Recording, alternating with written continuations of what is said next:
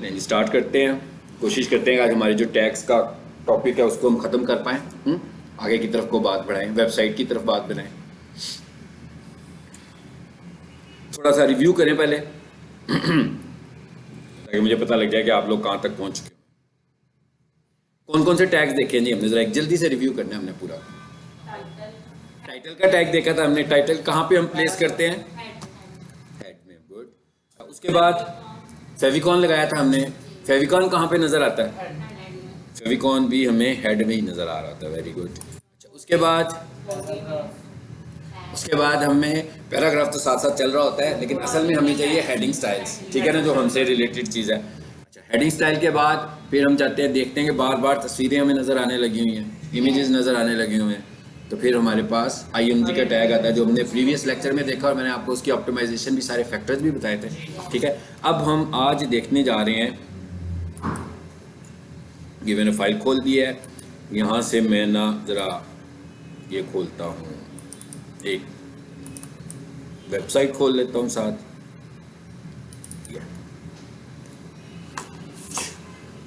अब हम ये देखते हैं कि इस वेबसाइट के अंदर अगर मैं आपको ये वेबसाइट दूं और मैं ये कहूँ कि भाई अपनी अपनी वेबसाइट बनाओ, ठीक है, तो इस वेबसाइट के अंदर ऐसा कौन सा कंटेंट है, डेवलपमेंट से रिलेटेड कोई बात नहीं हो रही, कंटेंट से रिलेटेड बात हो रही कि ऐसा कौन सा कंटेंट है जो आपके एक्सेस में नहीं है, ठीक है। मिसाल के तौर पर हम कहते हैं भाई टाइटल आ गया, इवन इसके ऊपर तो फेविकॉन भी नहीं लगा हुआ ना, ओके। अच्छा, उसके बाद ये मेन्यू बना हुआ है, ठीक है, इसका मेन्यू जरा चेंज करते हैं। विदाउट लर्निंग वेब डेवलपमेंट, ठीक है, वेब डेवलपमेंट नहीं सीखनी, बल्कि कोड को रीड करके हमने मेन्यू को चेंज करना है। अच्छा, LCD नहीं चली अभी आपकी, दोबारा चलिए, तो कोई बात नहीं, मैं अभी कोई विजुअल काम नहीं करवा रहा हूँ, ठीक है। तो मतलब मेन्यू नजर आ रहा था हमें वेबसाइट के अंदर, तो वेबसाइट का मेन्यू हमने चेंज करना है, बट विदाउट लर्निंग कोडिंग नहीं करनी, बल्कि कोई भी वेबसाइट हो कोडिंग वाली तो उसका मेन्यू आप खुद से आइडेंटिफाई कर लें कहाँ पर है, और उसे जाकर हम खुद से मॉडिफाई कर लें, ठीक है। अच्छा, उसके बाद वेबसाइट के अंदर क्या नजर आ रहा था? इमेजेस। और वेबसाइट पे क्या नजर आ रहा था? पैराग्राफ्स, ठीक है। टेक्स्ट को तो हम हैंडल कर लिया कि भाई पैराग्राफ हो या हेडिंग की सूरत में हो। अच्छा, उसके बाद तस्वीरों को हमने प्रीवियस क्लास में हैंडल कर लिया, चाहे वो स्लाइडर में तस्वीरें नजर आ रही हैं, चाहे वो इमेजेस में नजर आ रही हैं, चाहे वो आइकॉन्स की सूरत में नजर आ रही हैं, किसी भी तरीके से नजर आ रही है। अच्छा, उसके बाद जो सबसे ज्यादा तादाद में एक वेब पेज के ऊपर होता है वो क्या होते हैं? लिंक्स, ठीक है ना, जिन्हें हम हाइपर लिंक्स बोलते हैं। आज हम उसको देखेंगे कि ये हाइपर लिंक्स कैसे बनाए जाते हैं और क्या इसका रोल कितना होता है, SEO में कितना रोल होता है। उसके बाद हम जब कॉन्टैक्ट अस पर जाते हैं तो वहां पर आप देखते हो अक्सर एक तो फॉर्म सा बना हुआ आ रहा होता है ना,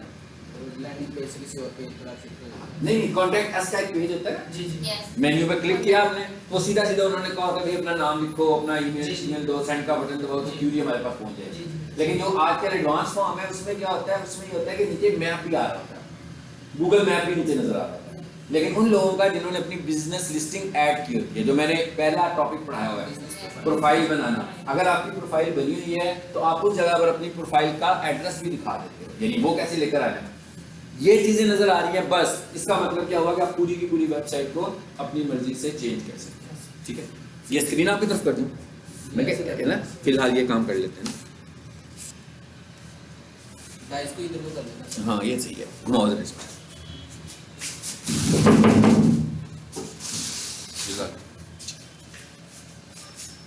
देख लीजिएगा अगर मैं आगे आ रहा हूं तो अपनी जगह चेंज कर लेना थोड़ी सी। हाँ, ये देखे ना जी, ये मैं आपको कह रहा हूं, ये मेन्यूज आ रहे हैं, ठीक है ना। हमने इन मेन्यूज को कम ज्यादा करना है, कैसे करना है, और ये मेन्यूज भी हाइपर लिंक्स हैं। ये देखिए, मैं इस पर क्लिक करूंगा तो किसी दूसरी जगह पर चला जाऊंगा, इसका मतलब हुआ कि ये मेन्यूज भी हाइपर लिंक्स हैं हमारे, ठीक है। अच्छा, उसके बाद ये इमेजेस आ रहे हैं, चाहे यहाँ पर नजर आ रहा है, चाहे यहाँ पे नजर आ रहा है, चाहे यहाँ पे नजर आ रहा है, चाहे यहाँ पे नजर आ रहा है, ये सब इमेजेस ही हैं, ठीक है। मुख्तलिफ तरीके से, जितने तरीकों से इमेजेस का काम था वो भी हमने सीख लिया कि भाई हम कितने तरीकों से इमेजेस पे कुछ कर सकते हैं। तो इसका मतलब क्या हुआ कि अगर हम इन तस्वीरों को देखेंगे, अभी मैं बताऊंगा ये आपने कैसे चेंज करनी है, तो आप इसको ड्रैग एंड ड्रॉप से इस किस्म का सारा अपनी वेबसाइट बनाओगे। सिर्फ आपने क्या करना है, कंटेंट लिखना है, और आपके पास एक अपनी इंटरेस्ट होनी चाहिए कि आप किस चीज़ की वेबसाइट में, ऐसे नहीं सीखना कि बस टॉपिक सीख रहे हैं तो टॉपिक को सीखा तो हो गया, ऐसे नहीं करना, बल्कि उस टॉपिक से जो उसकी इम्प्लीमेंटेशन है ना वो करें। मतलब अब हम ये कर क्या रहे हैं, हम कह रहे हैं भाई हमने वेबसाइट की SEO करनी है, तो सबसे पहले आपको ये नहीं देखना चाहिए कि आपको एसईओ करनी आ जाए या आपको टैग्स आ जाए, आपको ये टारगेट बनाना चाहिए कि आपको वेबसाइट, कोई भी चीज हो, आप अपनी वेबसाइट बनाओ बस सबसे पहले, क्योंकि वेबसाइट होगी तो एसईओ होगी। तो आपके पास वेबसाइट ही नहीं होगी तो आप एसईओ कैसे करोगे? ठीक है, अभी जरा लाइट जल जाने तो उसको फिर मोते जाओ, फिर झटका लगेगा उसको। अच्छा, मुझे लगता है वो जनरेटर इशू कर रहा है। अब देखें, इमेजेस है। ये वाला जो पार्ट बना हुआ है ना, मेक एन अपॉइंटमेंट, ये तो हमने एक PHP में प्रोग्रामिंग करके एक फॉर्म बनाया हुआ है, हमें इससे कुछ लेना देना नहीं है। लेकिन अब ये वेबसाइट के ऊपर मेक एन अपॉइंटमेंट बना तो हुआ है, तो नीचे एक बटन भी बना हुआ है, गेट एन अपॉइंटमेंट। इसका मतलब क्या होगा, कोई बंदा इस बटन पे प्रेस करेगा तो क्या होगा, मिल जाएगी ना। तो ये वेबसाइट पे जिसका ईमेल एड्रेस होगा वो तो वहां जाएगी। अगर आप अपना बनाते हो तो इसका मतलब क्या होगा कि सभी को ईमेल चेंज करने हैं। सबको ईमेल चेंज करने नहीं, मैं बताऊंगा कि कौन सी फाइल में ईमेल लिखा हो, ताकि आप खोल कर उस फाइल में अपना ईमेल एड्रेस दे दें। अभी तो ये लिखा है ना गेट एन अपॉइंटमेंट, अभी मैं इसको दबाऊंगा तो हो सकता है कि abc.gmail.com पर मेल चली जाए। अब ये जो abc.gmail.com लिखा हो, ये कहाँ लिखा हो, ये आपको मैं बता दूंगा, भी पता लग जाएगा इस तरह की चीजें किस फाइल में होती हैं। ठीक है, अच्छा, और नीचे है इमेजेस, कोई मसला नहीं है, ये सब इमेजेस हैं। और नीचे है ये एक बॉक्स बना हुआ है, टेक्स्ट है, ठीक है ना। अच्छा, फिर तस्वीर आ रही है, ये मैंने एक वीडियो ऐड की हुई है। अब ये बताता हूँ ये वीडियो कैसे ऐड होगी। फिर टेक्स्ट आ रहा है, फिर बटन आ रहा है, मतलब हाइपरलिंक आ रहा है। ठीक है, आगे क्या किया हुआ है मैंने, आगे मैंने ये एक चीज बनाई हुई है जिसपे अभी काम हो रहा है। क्या बनाना क्या चाह रहे हैं हम, आपको अंदाजा हो गया होगा कि इनका एक यूट्यूब चैनल है, उधर इनकी कुछ प्ले लिस्ट है। तो हमने क्या किया कि इनकी वेबसाइट पर इन्हीं प्ले लिस्ट का एक्सेस दे रहे हैं, ताकि किसी भी बंदे ने अगर फैमुल कुरान की वीडियोस देखनी होगी ना, अभी लिंक नहीं बनाया इस पर, बेसिकली हमने इसको लिंक बनाना है, हाइपर लिंक बनाना है। अब आप ये देख रहे हैं, इसको मैंने किया हुआ है हाइपर लिंक, इसको नहीं किया हुआ, ये हुआ है ना हाइपर लिंक। हाइपर लिंक क्या होते हैं, माउस रखते हैं तो ऊपर हैंड सा बना हुआ आ जाता है ना, और जब उसे क्लिक करते हैं तो एक दूसरा पेज फॉलो हो जाता है, तो वो हाइपर लिंक होता है। अच्छा, ये आपके एक्सेस में, हाँ मेरे एक्सेस में। अच्छा, उसके बाद आगे देखें, ये एक हमने एक ब्लॉग बनाया हुआ है, डिजाइन कराया हुआ है, उसके ऊपर हमने किए कि अब आप जब बनाओगे आप क्या करोगे, इसे चेंज करो, इसे चेंज करो, इसे चेंज करो। डिजाइन बना हुआ है ना, वेबसाइट टोटल आपकी बन जाएगी। आपका अपना यूट्यूब चैनल है, अपनी वीडियोस यहाँ पर ले आओ। आप नहीं लाना चाहते, यहाँ पर गैलरी अपनी रख सकते हो, वीडियो की बजाय पिक्टोरियल गैलरी अपनी यहाँ पर रख लो, तस्वीरों की गैलरी यहाँ पर रख सकते हैं। ठीक है ना, जैसे मैं कहता हूँ कि मैंने डिजिटल मार्केटिंग का बनाया हुआ है, तो मैंने क्या किया, ये 4 5 6 जो लिखे हुए हैं, ये मेरी डिजिटल मार्केटिंग ऑफर्स हैं। ठीक है, जैसे मैं फेसबुक पे पोस्ट लगाता हूँ एक किस्म का मैं, और इसको मैं चेंज करता रहूँ, फिर मतलब पहले इसको मैं हर 10 दिन के बाद चेंज कर दूँ, ताकि जब कोई बंदा मेरी वेबसाइट पर आए तो उसको पता लगे मैं ऑफर क्या करने लगा, जो कि मुझे सोशल मीडिया से जो कुछ मिलना है ना मेरे, वो मैं यहाँ पे ले आऊँ।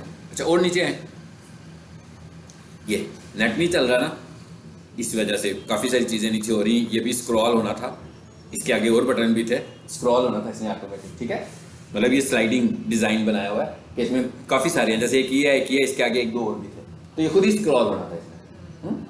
अच्छा, उसके बाद इस तरह आ जाए नीचे, ये है बिजनेस एड्रेस आ रहा है। ठीक है, यानी इसका मतलब क्या हुआ, हमने 2 चीज़ें रह गई हैं सिर्फ जो हमें समझ में आ रही है, हाइपरलिंक और बिजनेस एड्रेस। ये बिजनेस एड्रेस कैसे लिखना है, इसका मतलब उसके बाद एक लेक्चर में ऐसा दूंगा जिसमें मैं आपसे कह रहा हूँ ना ड्रैग एंड ड्रॉप चेंज है, वो मैं आपसे एक दफ़ा यहाँ कराऊंगा, आपके सामने मैं करूंगा, ताकि आपको समझ में आ जाए कि आपने खुद कैसे चेंज करनी है वेबसाइट में जाकर। जब हमारी वेबसाइट तैयार हो जाएगी, फिर हमारा वेबसाइट एडिटिंग का कोई काम नहीं है। और ये काम क्यों किया है, सिर्फ इसलिए किया है कि हमें एसईओ करने में सहूलियत हो। इन फ्यूचर जब आपके पास कोई एसईओ का प्रोजेक्ट आएगा, कोई भी आपको ये नहीं कहेगा मेरी वेबसाइट एडिट करो, हर बंदा आपको कहेगा एसईओ करो। लेकिन क्योंकि आपने वेबसाइट एडिट करनी सीख ली होगी, तो आपको पता होगा कि मैंने टाइटल पे कैसे जाना है, मैंने फेविकॉल को कैसे चेक करना है, मैंने हेडिंग को कैसे चेक करना है, फिर अब सब चीजें आपके कंट्रोल में होंगी। इवन आप वेब डेवलपर भी नहीं होंगे, उसके बावजूद आप सारा काम वेब डेवलपर वाला भी कर रहे होगे और एसईओ वाला भी कर रहे होगे। ठीक है, अच्छा, अब जरा चलते हैं आगे। कहाँ चलते हैं, अगर मैं यहाँ खड़ा हूँ तो आपको नजर आएगा, इसके आगे खड़ा हो जाऊँ, क्योंकि मैं तिरछा होऊंगा तो मैं कंफर्टेबल नहीं होऊंगा। बॉयज को कह रहा हूँ, नजर आ रहा है? आप अपनी चेयर थोड़ी सी इधर कर ले, एक बंदा चेयर उधर कर ले, क्योंकि लाइट नहीं आएगी ना तो फिर हम पढ़ नहीं पाएंगे। अच्छा, अब मैंने क्या बात की है जी, 2 3 बातें की हैं मैंने, उन्हीं बातों को लेकर हम आगे चलते हैं। इसको भी मैं रिमूव कर देता हूँ, मुझे इस वक्त इसकी भी ज़रूरत नहीं है। थोड़ा सा मैं जूम बड़ा कर देता हूँ, किसी को नज़र ना आ रहा हो तो करीब आके देख ले बेशक। अब हम किसकी बात करने जा रहे हैं? हाइपरलिंक्स की बात कर रहे हैं, ठीक है।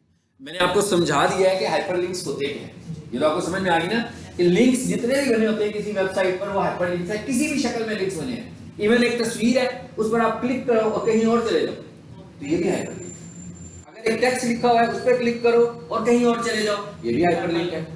अगर आप मेन्यूज बने हुए हैं डिफरेंट, आप अबाउट के बटन पे क्लिक करते हो तो आप दूसरे पेज पर जाते हो तो वो भी हाइपरलिंक से ही बना हुआ है, ठीक है ना। ये सब के सब हमने किससे बनाए हैं? लिंक्स से बनाए हैं, ठीक है। अच्छा, अब जरा आगे बात करते हैं। अब हाइपरलिंक्स किसके साथ बनाया जा सकता है, पहले ये समझ लेते हैं। हाइपरलिंक HTML फाइल के साथ भी बनाया जा सकता है, हाइपरलिंक किसी इमेज के साथ भी बनाया जा सकता है कि भाई मैं कहता हूं इस बटन को दबाएं और एक तस्वीर खुल जाए पूरी स्क्रीन में। हाइपरलिंक ऐसे भी बन सकता है जैसे मैं कहता हूं मैं होम के पेज पर हूं, मैंने पेज पढ़ा, उसके बाद मैंने कहा भाई इनके एड्रेस क्या है, तो मैंने कॉन्टैक्ट के बटन पे प्रेस कर दिया। इसका मतलब क्या हुआ? ये तो HTML फाइल है, HTML फाइल के साथ भी हाइपरलिंक बनाया जा सकता है। हाइपरलिंक उसी पेज में भी बन जाता है जो हम नहीं बनाएंगे। उसी पेज का क्या मतलब है? यहां पर एक बंदा क्लिक किया उसने, इधर आ गया, अब पेज चेंज नहीं हुआ, हम सेम पेज पर है लेकिन वो हमसे रेलिवेंट नहीं है, ठीक है। और हाइपरलिंक सिर्फ मैं इसलिए बना लूं कि हाइपरलिंक के तौर पर मुझे दिखाना है कुछ, मगर वो हाइपरलिंक है नहीं, एक्चुअली कोई चीज नहीं है जिसे मैं फॉलो करना चाहता हूं, तो वो भी बन जाता है। वो कैसे बनता है अभी वो भी आपको बताता हूं मैं। चलिए अब सबसे पहले तो ये देख लेते हैं ए। हाइपरलिंक के लिए हमारे पास टैग कौन सा है? ए का टैग है। ए स्टैंड्स फॉर एंकर, ठीक है ना। ए का मतलब होता है जी एंकर। आगे हमने लिखा href equals to double quotes. अभी मैं इसका सिंटेक्स आपको बता रहा हूं। href स्टैंड्स फॉर, अभी मैं कह रहा था ना कि इमेज के साथ बना सकते हैं, HTML फाइल के साथ बना सकते हैं, वेबसाइट के साथ बना सकते हैं। मतलब मैं कहता हूं मुझे अपनी वेबसाइट से किसी दूसरे URL पर लेकर जाना है, जिसे हम लिंक बिल्डिंग भी कहते हैं, ठीक है। लिंक बना होता है ना एक वेबसाइट का दूसरी वेबसाइट से, तो उसके लिए फिर हम क्या करेंगे? ना तो वो इमेज है ना वो मेरी फाइल है, वो तो एक वेबसाइट है। तो इसका मतलब क्या हुआ कि लिंक हम URL के साथ भी बना सकते हैं। सर बैकलिंक भी क्या होता है? ये बैक, इसी की बैकलिंक है, लेकिन it is called backlink. Backlink का मतलब क्या है कि ये मेरी वेबसाइट का फ्रंट लिंक है, तो किसी ने भी मेरी वेबसाइट पर आना, इधर से आना। अब मैं क्या कह रहा हूं, मैं किसी और की वेबसाइट पे जाकर, ये हमारा SEO का टॉपिक है उसमें पढ़ेंगे सर, थोड़ा सा मोटा मोटा आपको बता रहा हूं। किसी और की वेबसाइट पर जाते हैं और वहां पर जाकर हम अपनी वेबसाइट का लिंक दे देते हैं। अब वो किसी और बंदा तो किसी और वेबसाइट पर है, हमारी वेबसाइट पे तो है ही नहीं है, पैकेजेस मॉल की वेबसाइट पर है, वो उधर जाता है, उसको पीक सॉल्यूशन का लिंक नजर आता है, वो उस पर क्लिक करता है तो कहां आ जाता है? So it is called backlink, ठीक है। ये बैकलिंक होता है, लेकिन ये हमारा एक टॉपिक है पूरा, इसको हम SEO में ज्यादा से सीखेंगे, ठीक है, कि बैकलिंक्स क्या होते हैं। अच्छा, अब इसका मतलब क्या हुआ कि यहां पर यहां तो फाइल का नाम आना है, ठीक है। अब मिसाल के तौर पर मैं कहता हूं मेरी, अब आपने बात समझ लिया, हमारी वेबसाइट है, जैसे हम इस वेबसाइट को देख रहे हैं,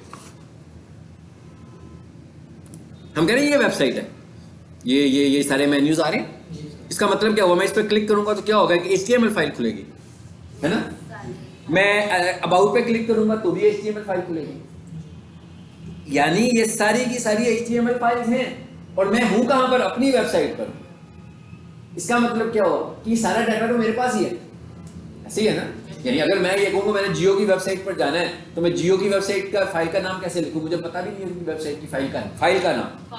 मैं वहां URL लिखूंगा, वहां पर मैं वेबसाइट का नाम लिखूंगा, फाइल का नाम नहीं लिखूंगा। लेकिन इस सूरत में मेरे पास ये फाइलें हैं, एक फाइल है मेरे पास about.html फॉर एग्जांपल, एक फाइल है मेरे पास allama.html, एक है dinodunia.html। इसका मतलब क्या हुआ कि ये सारी फाइलें अभी मेरे कंप्यूटर में है, लेकिन जब मैं इस वेबसाइट को लाइव कर दूंगा तो सब सर्वर पर चली जाएगी, होंगी तो फाइल ही। तो इसका मतलब क्या हुआ कि ये डाटा तो मेरे पास ऑलरेडी मौजूद है, ठीक है। तो इसके लिए मुझे कुछ करने की जरूरत नहीं है। इसके लिए मैं क्या करूंगा? सिर्फ लिखूंगा, इसका रेफरेंस मैं कैसे दूंगा? अबाउट डॉट, समझ आ गई ना बात? लाइट आ गई है मेरा ख्याल है, बोल लो जी सर, जी सर। इजी कर दिया, चलो थैंक यू, बस ठीक है।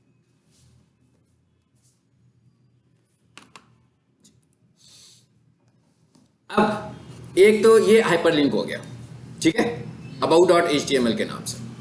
अच्छा चलिए, ये मैं एक नई फाइल बनाऊंगा उसी जगह पर जहां पर वेबसाइट रखी है। उसके बाद इसमें एक और एट्रीब्यूट है टारगेट, अभी हम इसका SEO के हवाले से भी देखेंगे, ठीक है। टारगेट इक्वल्स टू, अच्छा इसका एक और एट्रीब्यूट है, एक एट्रीब्यूट है href, एक एट्रीब्यूट मैंने बताया टारगेट। टारगेट का क्या मतलब है? टारगेट का मतलब है कि भाई है तो ये लिंक, इसका मतलब क्या है, इसने अलहदा से एक विंडो खोलनी है, इसने अलहदा से एक पेज खोलना है, चाहे वो इमेज का पेज हो, चाहे वो फाइल का पेज हो, चाहे वो वेबसाइट का पेज हो, जो भी पेज होगा इसने अलहदा से आपके लिए खोलना है। तो इसने जब अलहदा से खोलना है तो अब आप इसे क्या अलहदा खोलना चाहते हैं, कैसे खोलना चाहते हैं आप इसको अलहदा से, ठीक है। तो इसके लिए हम बता रहे हैं उसको, आप इसको टारगेट को समझो, टारगेट विंडो, कि भाई इसकी टारगेट विंडो कौन सी होगी। अच्छा, थोड़ी देर के लिए मैं सोचता हूं कि मैं ये एट्रीब्यूट यूज ही नहीं करता, सपोज करते हैं मैं इसको इग्नोर कर दूं, अगर मतलब टैग लिखूं और ये वाला एट्रीब्यूट इस्तेमाल ही ना करूं,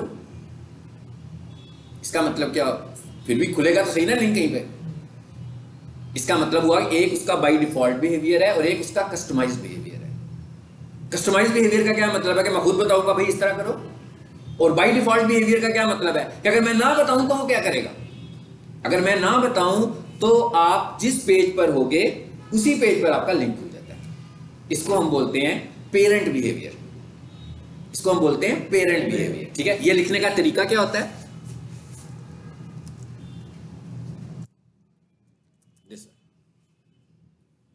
अंडरस्कोर पेरेंट, बस। अब मैंने क्या कहा कि भाई अगर तो पेरेंट बिहेवियर ही करना है, लिखने की क्या जरूरत है, बाय डिफॉल्ट इसका बिहेवियर ही पेरेंट, यानी अगर मैं नहीं लिखूंगा तो भी लिंक इसी पेज पे खुलेगा, अगर मैं लिखूंगा तो भी पेज इसी पे खुलेगा। तो जो बाय डिफॉल्ट बिहेवियर है उसे टाइप करके कोड बढ़ाने की क्या जरूरत है।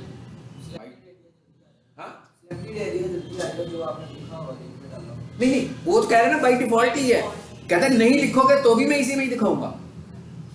जब वो कहता है कि मैं मेरा एक स्टैंडर्ड होता है ना, हर चीज का एक स्टैंडर्ड है, वो कहता है मेरा स्टैंडर्ड ये है कि मेरी टारगेट विंडो कौन सी है, मेरी टारगेट विंडो कौन सी है, वही वाली है। अगर नहीं लिखोगे तो मैं उसी में दिखा दूंगा, और अगर आप लिखोगे तो भी मैं उसी में दिखाऊंगा। तो हमें कोड सेव करना चाहिए ना अपना, हम कहते हैं कि उतना लंबा चौड़ा कोड करें, रहने देते हैं। लेकिन अगर मैं चाहता हूं कि नई विंडो में आए तो दूसरा बिहेवियर क्या है जी, दूसरा बिहेवियर क्या है, मैंने दोनों इकट्ठे लिख दिए अभी फिलहाल, इसलिए लिखेंगे जब आप वीडियो देख रहे हो तो आपको पता लग जाएगा कि दो बिहेवियर की मैं बात कर रहा हूं। एक कौन सा बिहेवियर है पेरेंट, एक कौन सा बिहेवियर है ब्लैंक। ब्लैंक का क्या मतलब है कि मैं जब भी लिंक पर क्लिक करूंगा तो मेरा पेज तो खुला ही रहेगा, उसके साथ पैरेलल एक और पेज, ठीक है। एक और ब्लैंक पेज का मतलब आपने नहीं समझा, ब्लैंक पेज इसका मतलब क्या है, मैं कह रहा हूं कि भाई न्यू पेज, मतलब मैं मिसाल के तौर पर मेरा लिंक बना हुआ है जियो टीवी के साथ, अब मैं क्लिक करूं और कहा उसको ब्लैंक, तो इसका क्या मतलब होगा कि ये तो पेज मेरा है, अब एक और पेज खुल जाएगा साथ, ये भी खुला रहेगा वो भी खुल जाएगा, ठीक है। सो ये वाला बिहेवियर कौन सा है, लेकिन हमें इन दोनों बिहेवियर्स में से एक बिहेवियर यूज करना है। मैं क्या, हमें इन दो बिहेवियर्स में से एक बिहेवियर यूज करना है। क्या आप पेरेंट चाहते हैं कि ब्लैंक चाहते हैं? पेरेंट चाहते हैं तो पेरेंट लिख देंगे, कुछ ना लिखें। ब्लैंक चाहते हैं तो लिखना पड़ेगा, ठीक है। चलो जी, अब हम कह रहे हैं ब्लैंक, तो मैं इस वाले को खत्म कर देता हूं। ये मैंने सिर्फ समझाने के लिए दोनों इकट्ठे लिखे थे कि दो बिहेवियर्स हैं। अब आ जाए आगे, एक और इसका एट्रीब्यूट है जो कि आपने पहले भी पढ़ा था, याद है ना, सॉरी ये गलती से मैंने वही लिख दिया जी, टाइटल पहले भी पढ़ा ना आपने। टाइटल क्या करता है, यहां पर देखिए कि मुझसे मिस्टेक हो गई है, बाद में हम ढूंढते रहेंगे क्या मिस्टेक हुई है, वो कोटेशन आगे चली गई थी इसकी, ठीक है।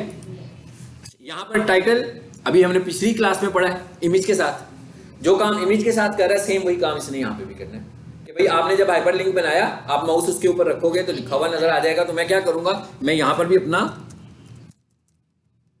कीवर्ड यूज कर लूंगा, इसीलिए कह रहा हूं ना, जो टाइटल पर लिखा होगा, जो यहां लिखा होगा, देखें क्लोज लिखा हुआ है, मतलब ये मेरा हाइपरलिंक है ना, सपोज समझो ये हाइपरलिंक है। आप माउस जैसे ही इसके ऊपर लेकर आओगे तो क्या लिखा हुआ आ जाएगा, आपका कीवर्ड, जो सा भी कीवर्ड आपने लिखा होगा। मतलब हम क्या कह रहे हैं बेसिकली, कीवर्ड को ज्यादा से ज्यादा दिखाना चाह रहे हैं ना अपने कीवर्ड को, ताकि हम रैंक करें। तो वो ये कहता है कि भाई अपने हाइपरलिंक के ऊपर भी कीवर्ड दिखा लो, ठीक है। चलो जी, हो गया। देखें जरा आपने इसे क्लोज किया कि नहीं किया, क्लोज नहीं किया, लो जी इसे क्लोज भी कर दें। थोड़ा सा मैं इसका जूम छोटा कर देता हूं, एक लाइन में दिखे हमें सही तरह से, ठीक हो गया। अच्छा, अब उसके बाद एक चीज और है इसकी हाइपरलिंक की, और वो क्या है, वो है हमारा क्लिकेबल टेक्स्ट। अब हमने लिंक तो बना दिया इसका, हमने कहा भाई कहां चले जाओ, अबाउट के पेज पे, जरा एक चेक करें इसमें अबाउट का पेज है कि किसी और नाम से पेज है। इधर ही मैंने फाइल सेव करनी है, चेक करें इधर अबाउट है कि कुछ और है। अल्लामा शफात रसूल, अपॉइंटमेंट, कॉन्टैक्ट अस, अबाउट का पेज होना चाहिए ना यहाँ पे। क्यों नहीं नजर आ रहा भैया? ये क्या नाम है इसका? अबाउट डैश अस, ठीक है ना? तो हम एक काम करते हैं, यहाँ पर भी हम यही लिख लेते हैं, अबाउट डैश अस। देखिए यहाँ स्पेस नहीं लगाई हुई, ठीक है? मैं कहीं यहाँ पर स्पेस नहीं दी हुई, डैश लगाया हुआ है। यही बताया ना फाइल नेमिंग करने का तरीका। अब ये वाली फाइल का लिंक भी बन गया, लेकिन अब होगा क्या? हाइपरलिंक तो बन गया। चलिए मैं इसको सेव करूं और आपको दिखाऊं क्या बन रहा है। ये फाइल सेव एज, उसी लोकेशन पे आ जाए जी जहां सेव करना चाह रहे हैं, इसमें और इस फाइल का नाम मैं रख लेता हूं हाइपर टेक्स्ट फाइल। HTML खुद ही आ गया ना, इसको सेव करें। अब इसको चला कर देखते हैं क्या होता है। यहां पर एक नई फाइल आ गई होगी हाइपर टेक्स्ट के नाम से, एज प्रेस करें, ये वाली आ गई है। इसे चलाएं जरा, देखते हैं क्या होता है। अभी हम कह के क्या हैं? हम कह रहे हैं भाई अबाउट अस की फाइल के साथ एक लिंक बना दो कि जब हम उस पर क्लिक करें तो उस पेज पर चले जाएं। यही कहा है ना हमने। अब मैं इस पर क्लिक करता हूं, देखते हैं क्या होता है इस फाइल के खुलने से।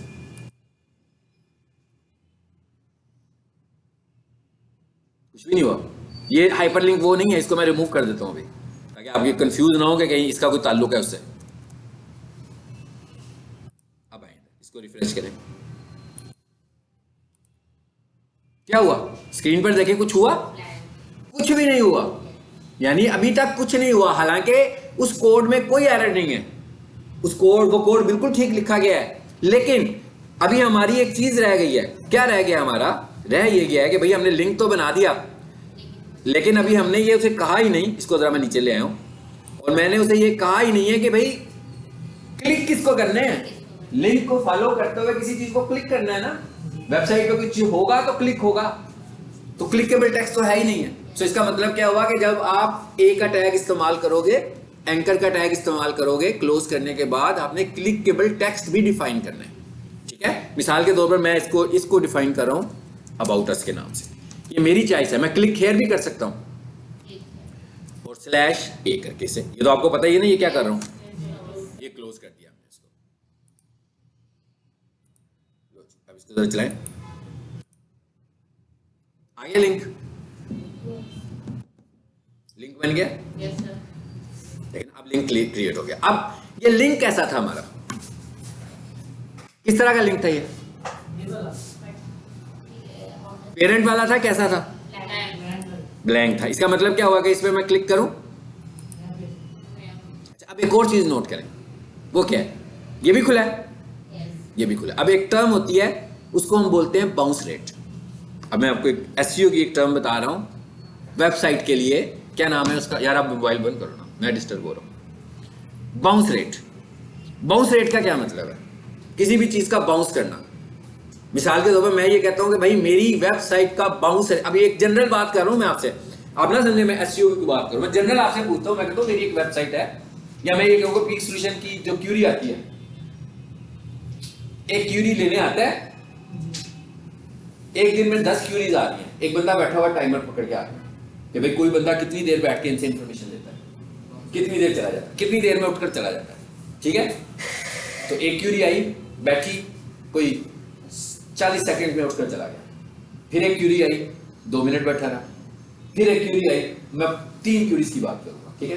फिर एक क्यूरी आई और वो वाला बंदा जो है वो 15 मिनट बैठा रहा। अब मुझे आपने सिर्फ ये बताना है कि बाउंस जो हो रहा है, क्यूरी जो बाउंस हो रही है, मतलब क्यूरी आ रही है, घर तो जाना ही है ना। एक मैंने कहा था 40 सेकंड, एक मैंने कहा 2 मिनट, एक मैंने कहा 15 मिनट। अब आपने मुझे सिर्फ ये बताना है कि बाउंस रेट हाई है कि लो है? हाई है। बाउंस रेट हाई है। अब आप मुझे एक बात बताएं कि अगर कोई बंदा क्यूरी लेने आता है यहाँ पर, उसका बाउंस रेट हाई होना चाहिए कि लो होना चाहिए? सोच के बताएं। लो होना चाहिए। हाई का ना मतलब है भाई वो आता है, टच करता है और चला जाता है, ये तो लो हो गया ना। यानी इसका मतलब क्या हुआ कि उसको उसके काम की चीज नहीं मिली यहाँ पे, तभी लो है ना। अगर उसे उसके काम की चीज यहाँ मिल रही होती तो ज्यादा देर बैठता है यहाँ पे। सेम इसी तरह मैं कह रहा हूँ, कोई बंदा मेरी वेबसाइट पर आया है, तो अगर उसका बाउंस रेट, अभी एक छोटी सी टर्म आपको बता रहा हूँ भाई, हाई बाउंस रेट का मतलब क्या है कि आपकी वेबसाइट अच्छी नहीं है, आपकी वेबसाइट लोगों को मुतासिर नहीं कर पा रही। अगर आपका बाउंस रेट हाई है, आपकी वेबसाइट का बाउंस रेट, मतलब जैसे हम कहते हैं भाई आज YouTube पर जाकर हम एक ड्रामा देखेंगे घंटे का, घंटा पूरा गुजारेंगे ना उसके ऊपर, तो इसका मतलब क्या हुआ, उनका बाउंस रेट बहुत कम होगा, उधर का बहुत कम होगा ना उनका बाउंस रेट। मेरा ख्याल है कि 1 से 2% के दरमियान होगा उनका बाउंस रेट, इसलिए कि कोई भी बंदा जब ड्रामा देखने जाता है तो पूरा ही ड्रामा देख के आता है ना। तो अगर कोई बंदा हमारी वेबसाइट पर आए और वो हमारी वेबसाइट पर आए और चला जाए, और एंड पे मैं जब एनालिसिस करूं महीने के बाद कि भाई मेरी, चाहे वो गूगल से आया या कहीं से भी आया, लाया मैं कहीं से भी उसे घेर काट के, ठीक है, चाहे वो ऑर्गेनिक एसईओ से लेकर आया या गूगल एड से लेकर आया, लेकिन ले तो मैं आया। अब आने के बाद क्या होगा, आने के बाद उसका इंटरेस्ट होगा तो रुकेगा ना। अगर उसको अपने काम की चीज उस वेबसाइट पे मिलेगी तो काफी देर रहेगा, अगर नहीं मिलेगी तो एकदम चला जाएगा। इसका मतलब क्या हुआ कि हमारा बाउंस रेट हाई होना चाहिए कि लो होना चाहिए। हमारी वेबसाइट का बाउंस रेट अबाउट जो है ना 40% होना चाहिए, इससे ज्यादा नहीं होना चाहिए। ये एसईओ की बात कर रहा हूं मैं आपको, बात बता रहा हूं भाई, अगर इससे ज्यादा बाउंस रेट है आपका, खासतौर पर होम पेज का, सारी वेबसाइट का होता, चलो मान लिया कि बाकी का कंटेंट उसकी इंटरेस्ट का नहीं होगा, लेकिन कम से कम होम पेज का बाउंस रेट तो अच्छा होना चाहिए, कम होना चाहिए। तो अगर आपकी, अब मैंने यहाँ पर ये बात क्यों की है, बाउंस रेट की बात यहाँ क्यों की है, यहाँ मैंने ये बात इसलिए की है कि यहाँ मैंने एक हाइपरलिंक बनाया है, और एक हाइपरलिंक बनाने के बाद हाइपरलिंक यहाँ था, खुल ये वाला पेज गया। बाउंस रेट कैलकुलेट कैसे होगा, जब विंडो क्लोज होगी। मैं कहा जब विंडो क्लोज कर देगा ना, या विंडो रिप्लेस हो जाएगी, तो बाउंस रेट कैलकुलेट होगा। अब हुआ क्या है, मैंने यहां से क्लिक किया, मेरे पढ़ाते पढ़ाते ये पेज तो खुला ही रहा है। इसका मतलब क्या हुआ कि टाइम बढ़ गया ना मेरा वेबसाइट पर। इसका मतलब क्या कहना चाह रहा हूं मैं कि भाई पेरेंट वाला लिंक ना बनाएं, बल्कि ब्लैंक लिंक्स बनाएं, ताकि ना चाहते हुए भी वो आपकी विंडो को खोल के ही रखे कि भाई वो खुलेगा ही नहीं। और अगर हम पेरेंट वाले लिंक्स बना देंगे, उसी पेज पर उसको रिप्लेस कर देंगे, तो वो तो 1 मिनट में बाउंस रेट इसी तरह बहुत हाई हो जाएगा। अदरवाइज क्या है, वो उस पे जाएगा तो वो तो पीछे खुला हुआ है ना, जब तक विंडो क्लोज नहीं करेगा। हमारा बाउंस रेट स्लो होगा। बाउंस रेट भी एक स्टैंडर्ड है कैलकुलेट करने का कि आपकी एसईओ कैसा रिजल्ट है। लेकिन बाउंस रेट के जो फैक्टर्स हैं वो एसईओ में बहुत सारे हैं। यह बात, सबसे बड़ा फैक्टर क्या है, कंटेंट, यानी अगर आपने यूजर की इंटरेस्ट का कंटेंट इंग्लिश पे रखा होगा, यानी कि वो वेबसाइट पर आता है, वो अजीब भी फील करता है, ये क्या है, गलत जगह पे आ गया, ये बंद करूं मैं, हाँ मेरे काम की कोई चीज नहीं है। तो इसका मतलब ये होगा कि उसको तो अपने काम की कोई चीज मिली नहीं वहां पे। अच्छा, अब जरा देखते हैं कि ये तो मैंने अभी एक बनाया यूआरएल एचटीएमएल फाइल के साथ, देख लीजिए आपने कैसे बनाया मैंने। इसका मतलब क्या, अब हमें क्या करना है यहाँ पर एज एसईओ ऑप्टिमाइजर, हमें क्या करना पड़ेगा। मेरे पास एक वेबसाइट आएगी, ठीक है, उसके ऊपर लिंक्स ही नहीं बने हुए, ठीक है, उसके ऊपर लिंक्स है ही नहीं, लिंक्स मौजूद ही नहीं है। सो ये लिंक्स का ना होना भी एक बैड फैक्टर है एसईओ का। क्यों कि भाई आप एक ही जगह पर बैठे हुए काम करने लगे हुए, बंद कमरे में बैठ के सारा काम कर रहे हैं, कोई भी बंदा उधर किसी और जगह से इधर आ ही नहीं रहा, तो फिर भी आपकी एसईओ स्ट्रॉन्ग ग्रो नहीं करेगी। तो हमें लिंक्स बनाने हैं अपनी वेबसाइट के ऊपर। अब लिंक्स कितनी तरह के बनाने हैं, हमें 2 तरह के लिंक्स बनाने हैं। एक वो लिंक्स बनाने हैं, आउटबाउंड लिंक्स बनाने हैं कि भाई बाहर जा रहे हैं, और एक इनबाउंड लिंक्स बना रहे हैं जो हमारी अंदर को आ रहे हैं, यानी ऐसे लिंक्स जो हमें फॉलो कर रहे हैं और ऐसे लिंक्स जिन्हें हम फॉलो कर रहे हैं वो भी। अब जिन्हें हम फॉलो कर रहे होंगे, मिसाल उसका हमें क्या फायदा होगा, मतलब मुझे क्या फायदा है किसी लिंक को फॉलो करने का, मुझे ये फायदा है कि जब मैं किसी लिंक को फॉलो करूंगा और उसकी अथॉरिटी अच्छी होगी, उस वेबसाइट की अथॉरिटी अच्छी होगी, तो इसके कुछ पॉइंट्स मुझे भी मिलते हैं। इसी तरह जब मैं किसी और वेबसाइट से आऊंगा और उसकी अथॉरिटी अच्छी होगी, तो 100% मुझे कुछ पॉइंट्स मिलेंगे। लिंक बिल्डिंग यही है।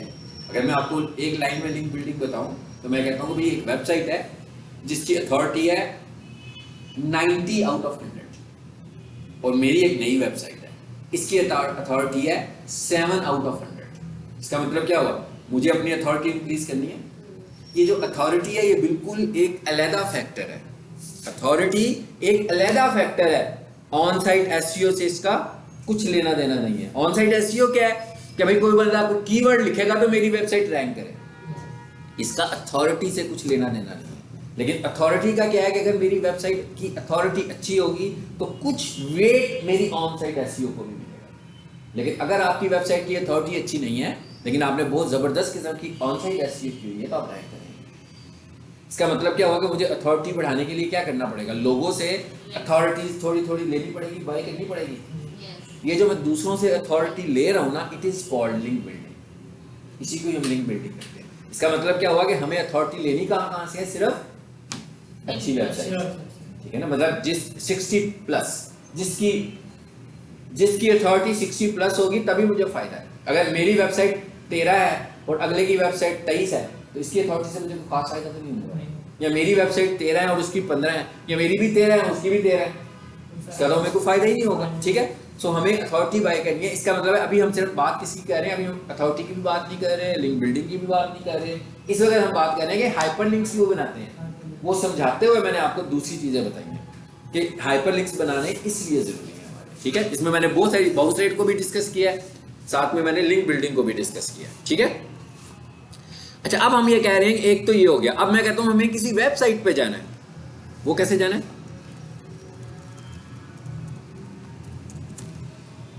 ठीक हो गया। फॉर एग्जाम्पल इस पे जाना है, अब क्या होगा, ये एक दूसरी, ये वाला लिंक कहां लेकर जाएगा हमें, एक वेबसाइट पे लेकर जाएगा। पहले वाला लिंक कहां लेकर जा रहा था, हमारी ही फाइल में रख रहा था, हमने अपने मेन्यूज में घुमाना है ना उसको। अच्छा, एक और तरीका देखें, तीसरी चीज क्या है इसमें, इसको भी हटा दें। इसका क्या मतलब है, इसका मतलब यह है कि हाइपर लिंक बना दो मगर मुझे कहीं नहीं जाना, यानी मेरे पास अभी फिलहाल कुछ फॉलो करने के लिए नहीं। जैसे आप वेबसाइट बना रहे हो, हाँ, आपने वेबसाइट का स्ट्रक्चर सारा बना लिया, डिजाइन कर लिया, अभी आप होम पेज पे काम करने लगे, लेकिन बाकी पेजेस में तो नहीं शुरू किया। तो आपने क्या किया कि बाकी पेजेस को हैश कर दिया, क्योंकि उसमें तो भी काम आप दिखाना ही नहीं चाह रहे। क्योंकि मैं अगर उसमें दिखाऊंगा, आपने डिजिटल मार्केटिंग की वेबसाइट बनानी है, जिस टेम्पलेट को आपने कॉपी किया हुआ उसमें तो अलामा साहब का कंटेंट आ रहा है सारा, उसमें तो सारा इनका कंटेंट आ रहा है। इसका मतलब क्या हुआ, वो तो दूसरा आपके क्लाइंट को ये कंटेंट नजर आना शुरू हो जाएगा। तो मैं क्या करूंगा, जब तक मैं इस पे काम नहीं करूंगा उस वक्त तक मैं क्या कर दूंगा, इसको हैश कर दूंगा। हैश का क्या मतलब है, हैश का ये मतलब है कि भाई क्लिक तो होगा इस पे, यानी क्लिकेबल एलिमेंट तो बन गया, मगर ये क्लिक करके कहीं जाएगा नहीं, इसलिए कि जाने के लिए उसके पास कुछ जगह ही नहीं है, ठीक है। तो अगर आपने इस तरह बनानी हो तो इसके लिए हम हैश करते हैं। लेकिन एक एसईओ के पॉइंट ऑफ व्यू से ध्यान में रखें कि हमारी जो फाइनल वेबसाइट है और जिसकी एसईओ हो रही हो, ठीक है, गूगल ये भी पसंद नहीं करता कि आपकी वेबसाइट पे हैश के हाइपरलिंक्स। उसकी वजह यह है कि एक बंदा क्लिक करता है और आगे कहीं जाते नहीं है, तो गूगल कहते हैं क्या कर रहे हैं, ठीक है, अगले को बेवकूफ बना रहे हैं, ये लिंक लगा हुआ है। लेकिन ये कब तक जरूरी है, जब तक आप उसमें काम करने लगे। यानी आपने ये भी देखना है, आप इसका मतलब क्या हुआ कि एसईओ ऑडिट में जो ऑडिट कर रहा होगा वो ये बंदा ये भी देखेगा कि भाई इसकी वेबसाइट इतनी पुरानी है और ये अपनी तरफ से तो कह रहा है मेरी वेबसाइट मुकम्मल है, मगर इसकी वेबसाइट तो मुकम्मल ही नहीं है अभी, क्योंकि इसमें हैश लगे हुए हैं। हैश का तो मतलब है ना कि उसने यहाँ पे कुछ देना था और अभी तक उसने नहीं दिया। तो हम सबसे पहले उसे कहेंगे कि भाई ये आपने हैशेस यहाँ तक इनको रिमूव करा दे, ठीक है ना, यहाँ तक हाइपरलिंक्स को रखी ना। तो अगर आपने इनको हाइपरलिंक्स बनाना है तो इनके लिए हमारे पास यहाँ तो कोई वेबसाइट होनी चाहिए या हमारे अपने कोई पेजेस बने होने चाहिए, और कुछ भी नहीं है तो कुछ नहीं है तो अपनी एक एडवर्टीजमेंट करने के लिए एक इमेज ही डिजाइन कर लो स्टाइलिश सा, क्लिक करेंगे तो उधर जाके खुल जाए। लेकिन ये कोई साइंस तो नहीं है ना, साइंस तो यही है कि मेन्यू के ऊपर अगर मिसाल के तौर पर अबाउट अस लिखा हुआ है तो अबाउट अस की HTML फाइल होनी चाहिए, अगर कॉन्टैक्ट अस लिखा हुआ है तो कॉन्टैक्ट अस की HTML फाइल होनी चाहिए, ठीक है। सो ये हो गए हमारे हाइपरलिंक्स, और इनकी साइंस भी मैंने बता दिया आपको कि इनकी साइंस क्या है, क्यों बनाने हैं हम लोगों ने हाइपरलिंक्स, क्यों बनाने हैं। अगर आपकी वेबसाइट पे हाइपरलिंक्स नहीं है तो सबसे पहले आपको इंडिकेशन आएगी कि भाई ये आपने एसईओ का मेन फैक्टर तो इस्तेमाल ही नहीं किया, हाइपरलिंक्स नहीं लगाए हुए। इसका मतलब क्या हुआ, कोई बंदा मुझे अपनी वेबसाइट देगा, मैं मोटी मोटी चीज़ें जो चेक कर रहा हूँ उसमें से एक और चीज़ आ गई है मेरे पास चेक करने के लिए। मैंने आपको देखा अभी तक एसईओ नहीं करवाई, लेकिन एसईओ ऑडिट की साइंस बताता जा रहा हूँ। अगर मैं आपसे कहूँगा एसईओ ऑडिट करके बताएं मुझे जितना कुछ सीखा है आपने, तो आप कहेंगे कि सर हम किसी वेबसाइट को जाकर देखेंगे टाइटल लगा हुआ कि नहीं लगा हुआ, ठीक है, फेविकॉन लगा हुआ है कि नहीं लगा हुआ, हेडिंग का प्रॉपर इस्तेमाल हुआ है कि नहीं हुआ हुआ, इमेजेस ऑप्टिमाइज हैं कि नहीं है। आपने ऑन साइट की 70% फैक्टर्स डिस्कस कर लिए हैं, क्या मेन फैक्टर्स क्या हैं, और आज हमने क्या देखा है, हाइपरलिंक्स बने हुए हैं कि नहीं बने हुए हैं। इन्हीं को हमने आगे जाके पॉलिश करना है। क्या पॉलिश करना है कि भाई टाइटल लिखना है ना, अब टाइटल लिखने के लिए कीवर्ड बनाना है। अब आगे जाकर हम कीवर्ड बनाना सीखेंगे। जब हम एसईओ में शिफ्ट करेंगे तो हम कीवर्ड रिसर्च शुरू करेंगे। जब हम कीवर्ड डिफाइन कर लेंगे फिर हम जाकर टाइटल में यूज करेंगे। जब हम कीवर्ड डिफाइन कर लेंगे फिर हम हेडिंग में यूज करेंगे, फिर हम मेटा डिस्क्रिप्शन में यूज करेंगे, फिर हम इमेज के आर्ट एट्रीब्यूट में यूज करेंगे, फिर हम हाइपरलिंक्स में इसका इस्तेमाल करेंगे। ठीक है, यानी ये सब चीजें जो है, अब आप देखें मैंने जितनी चीजें बताई हैं ये समरी भी मैंने इसीलिए की है कि आपको पता लग जाए कि सब के सब इंटरलिंक हैं किसके साथ। जितने भी टैग्स पढ़े हैं ये सारे टैग इंटरलिंक हैं किसके साथ, एसईओ के साथ। यानी ये एसईओ करने के लिए आपको ये बहुत अच्छे तरीके से समझ आने चाहिए और आपने पूरी वेबसाइट में से इन्हें आइडेंटिफाई करना है। कीवर्ड पर हाइपरलिंक लगाना जरूरी है। जैसे अपना कोई कीवर्ड है अपनी वेबसाइट का तो उस पर हाइपरलिंक लगे होते हैं। यही तो कह रहा हूँ, यही तो हम कह रहे हैं। हम कह रहे हैं कि भाई हमने जो लिंक्स बनाने हैं बेसिकली वो कीवर्ड बेस्ड होंगे। कीवर्ड बेस्ड कैसे होंगे कि मतलब एक पेज है मेरा मेन पेज है, एक मेरे पास एक क्लाइंट है जो कमर्शियल इक्विपमेंट सेल करता है रेस्टोरेंट्स का। अब उसके अंदर बहुत सारी इसकी आ सकती है ना, मतलब उसमें पिज्जा ओवन भी आएगा, उसमें आइसक्रीम मशीनरी भी आएगी, उसमें कॉफी मशीन भी आएगी, उसमें कोल्ड स्टोरेज भी आ जाएगी, काफी सारी चीजें आ जाएगी। अब इसका मतलब क्या होगा, इतनी सारी चीजों के पेजेस तो अलग अलग बने होंगे। अगर मैंने हाइपरलिंक्स बनाए होंगे उसका मतलब है जो कोल्ड स्टोरेज है उसका एक अलग कीवर्ड होगा, जो आइसक्रीम मशीनरी है उसका एक अलग कीवर्ड होगा। बेसिकली हमने कीवर्ड पे हाइपरलिंक यूज नहीं करने, हमने हाइपरलिंक्स पे कीवर्ड यूज करने हैं कि भाई ये मैंने हाइपरलिंक्स बनाए हैं। बेसिकली इस्तेमाल क्यों बनाए हैं, कीवर्ड्स के लिए, ताकि मैं ज्यादा से ज्यादा कीवर्ड्स को सर्व कर सकूं। ये जितना काम हम सीख रहे हैं ना ये सारा काम कीवर्ड सर्व करने के लिए कर रहे हैं, क्योंकि जितनी ज्यादा जगहों पर कीवर्ड चला जाएगा उतना ज्यादा उसका ऑप्टिमाइज होने का चांसेस बढ़ जाएगा। और जितने कम मैं यूज करूंगा कीवर्ड्स का इस्तेमाल और इन जगहों पर कहीं पर भी इररेलेवेंट कंटेंट यूज नहीं करना। ठीक है, मिसाल के तौर पर मेरी एक वेबसाइट है, सपोज करते हैं उसके अंदर 50 हाइपरलिंक्स पड़े हुए हैं, उसमें से 50 में से ना 30 जगहों पर लिखा हुआ है क्लिक है। क्या ख्याल है, कीवर्ड तो नहीं है, जाहिर कर दिया ना हमने हाइपरलिंक को। हमें कोशिश करनी है कि इंटेलिजेंटली अपने कीवर्ड्स को इनके क्लिकेबल टेक्स्ट में लेकर आए। और अगर हमने हर जगह पर क्लिक हियर लिखा होगा ना तो गूगल भी आपको कहेगा कि ये गलत किया हुआ, आपको ऐसे नहीं करना चाहिए, क्योंकि क्लिक हियर से आप कोई मैसेज नहीं दे रहे जो कि आपकी वेबसाइट को बेनिफिट दे सकता हो। हाँ, मिसाल के तौर पर क्लिक हियर करके आइसक्रीम मशीनरी में जा रहा है तो मैं आइसक्रीम मशीनरी वाला कीवर्ड यूज करूँ। ठीक है, क्लिक हियर की जगह पर। और हमने फिर वो यूज उसी तरह ही करना है, बार बार यूज नहीं करना। यूज करने की साइंस वही वाली है जो मैंने अभी आपको बता दी थी कि 1 से लेकर 3% मैक्सिमम, वैसे तो 2%, लेकिन 3% कर लें तो कोई प्रॉब्लम नहीं है, लेकिन 3% से ऊपर नहीं करना, कीवर्ड स्टफिंग हो जाएगी। ठीक है, गूगल एल्गोरिथम जो है वो कैसे हमारी वेबसाइट सर्च करता है कि यानी कि कीवर्ड की बेस पर जो हाइपरलिंक लगे होते हैं ये किस तरह से? कीवर्ड की बेस पर क्राउलर जो है वो किस बेस पर आपकी वेबसाइट को सर्च करता है। सबसे पहले तो वो ये देखता है कि ये कंटेंट कॉपी तो नहीं है, कहता नहीं है, कहता क्राउल कर सकता हूँ मैं इसको। ठीक है, उसके बाद वो आकर अब कीवर्ड्स को ढूंढता है उस वेबसाइट पर, जो अब वो कीवर्ड्स को ढूंढता है जब, तो कीवर्ड्स को ढूंढने के लिए उसने जो स्टैंडर्ड्स दिए हैं उसने अपने स्टैंडर्ड्स रखे हैं ना। हाइपरलिंक के जरिए में वैसे नहीं, वही मैं उसके अपने स्टैंडर्ड्स हैं। कीवर्ड को कहाँ ढूंढेगा, यही अभी हमने थोड़ी देर पहले मैंने सारी स्टोरी सुनाई है आपको। कहाँ ढूंढेगा, टाइटल में ढूंढेगा, कहाँ ढूंढेगा, मेटा में ढूंढेगा, कहाँ ढूंढेगा, हेडिंग में ढूंढेगा, पैराग्राफ के अंदर बोल्ड में ढूंढेगा, स्ट्रॉन्ग में ढूंढेगा, इमेज की ऑप्टिमाइजेशन में ढूंढेगा, हाइपरलिंक्स में ढूंढेगा, यानी इन सारी जगहों पर ढूंढेगा, किसी एक जगह पे नहीं, इन सारी जगहों पे। जो ज्यादा स्टैंडर्ड्स फॉलो कर रहा होगा वो ऊपर आना शुरू हो जाएगा। ठीक है, चलिए आज इतना ही रखते हैं। हमारी क्लास अबाउट